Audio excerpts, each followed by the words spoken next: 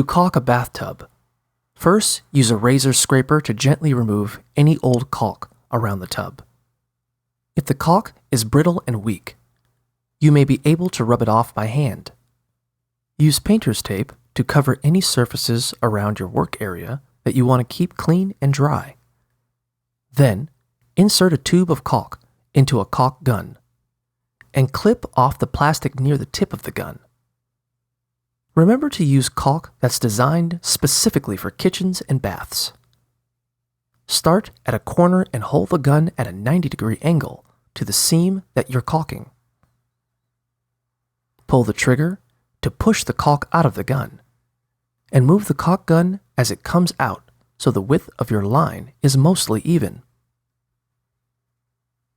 Once you applied a line of caulk, wet your index finger and run it along the seam where the line is.